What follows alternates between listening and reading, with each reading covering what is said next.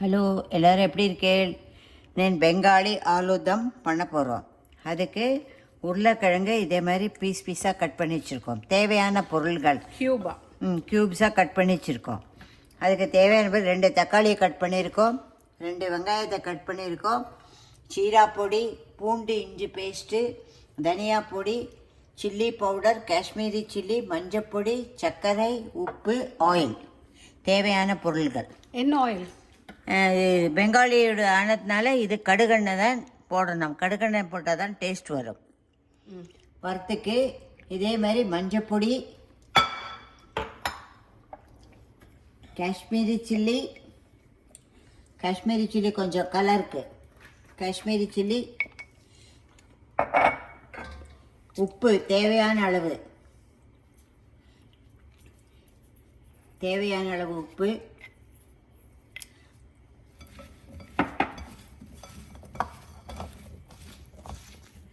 போட்டு நல்லா மிக்ஸ் பண்ணணும் எல்லாத்தையும்.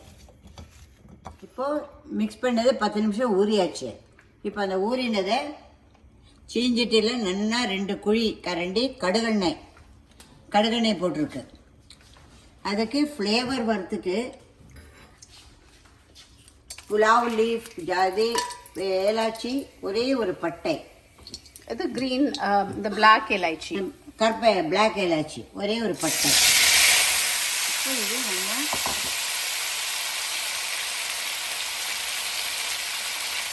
ஃப்ளேவர் கொடுக்கும். இது எதுக்கு ஃப்ரை பண்ணுறோம்னா, இப்போ அந்த கிரேவி போட்டாலும் இது அப்படியே ஃபுல்லாக கிறிஸ்பியாக இருக்கும். அதுக்கு வேண்டியதாக இதை நம்ம ஃப்ரை பண்ணுறோம். நல்லா ஃப்ரை பண்ணுவோம். இந்த உருளைக்கிழங்கை இது மாதிரி வறுத்த எடுத்து வச்சாச்சு. அந்த உருளைக்கிழங்கு வறுத்த எண்ணெயிலேயே இப்போ நாங்கள் வெங்காயத்தை போடணும்.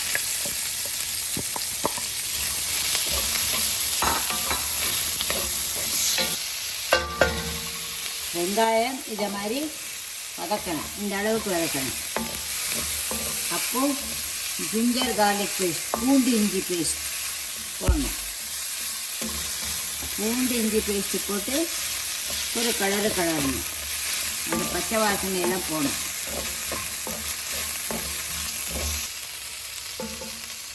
பூண்டு இஞ்சி போஸ்ட்டு பச்சை வாசனை போனதுக்கப்புறம் தக்காளியை கட் பண்ணி இந்த தக்காளியை அதில் போடணும்.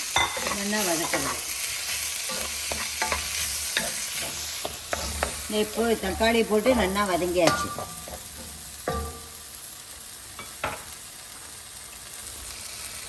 தனி மிளகாப்பொடி ஒரு 1.5 ஸ்பூன். காரத்தை எருவுக்கு தகுந்த மாதிரி நீங்கள் போட்டுங்க. ஆறாருக்கு எருவு எப்படி வேணுமோ அது மாதிரி. தனியா பொடி 1.5 ஸ்பூன், ஜீரா பொடி 1 ஸ்பூன். இதுக்கு தேவையான அளவு உப்பு, சர்க்கரை, ப்ரௌன் சுகர் தான் நாங்கள் யூஸ் பண்ணுறோம். தேவையான அளவு உப்பு.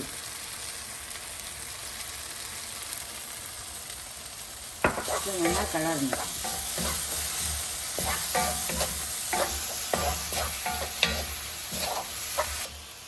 இப்போ நல்லா மசிஞ்சதுக்கப்புறம் கொஞ்சம் சுடு தண்ணி விடணும்.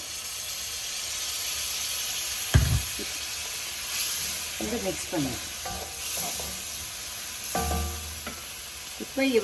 இப்போ இங்கே ஹேண்ட் பிளெண்டர் இருக்கிறதுனால நாங்கள் இதில் அப்படியே பண்ணுறோம், மேஷ் பண்ணுறோம். இல்லாதவா இது ஆறினதுக்கப்புறம் மிக்சியில் ஒரு மேஷ் பண்ணினா போதும். இப்போ ஹேண்ட் பிளெண்டரால் நல்லா மசிச்சாச்சு.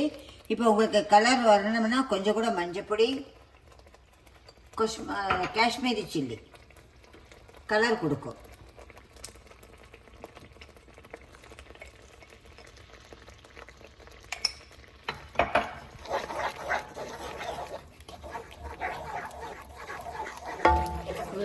மிளகாப்பொடி போட்டதுனால பச்சை வாசனை போகிற வரைக்கும் நல்லா கலரிடுவோம்.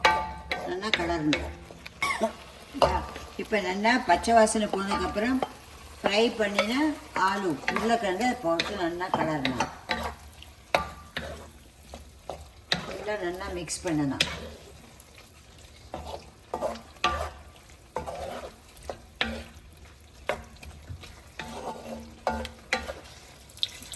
கொஞ்சம் வெந்நீரை விடணும். வெந்நீரை விட்டுட்டு ரொம்ப வெந்நீர் லிக்விடாக இருக்குன்னா நீங்கள் பதாமோ கேஷ்யூ நட்டோ இன்னும் ஊற வச்சுட்டு அரைச்சி அதில் போட்டெல்லாம் திக்னஸ் வரும், டேஸ்ட்டும் கொடுக்கும். இப்போ இதெல்லாம் போட்டுட்டு இப்போ இந்த மூடி வச்சு ஒரு 10 நிமிஷம் சிம்மில் வச்சு மூடிக்கணும். இப்போ பார்த்தா எல்லாம் நீட்டாக தழைச்சிட்டு வந்தாச்சு. உங்களுக்கு அப்படி ஏதாவது உப்பு எருவெல்லாம் போடலைன்னா கொஞ்சம் போட்டுக்கலாம். இந்த சமயத்தில் நல்லா ஆனதுக்கப்புறம் பெங்காலியோட ஆனதுனால கொஞ்சம் சர்க்கரை கொஞ்சம் லைட்டாக ஸ்வீட்டாக தான் இருக்கும். உருளைக்கிழங்கு வெந்தாச்சான்னு பார்த்தா உடைச்சா தெரியும், உடஞ்சாச்சு உருளைக்கிழங்கு. ஆச்சு மேலே கொத்தமல்லி தூவி போட்டதுன்னா பெங்காலி ஆலு தம் ரெடி. நீங்களும் பண்ணி பாருங்க, எப்படி இருக்குன்னு பார்த்துட்டு சொல்லுங்க எனக்கு.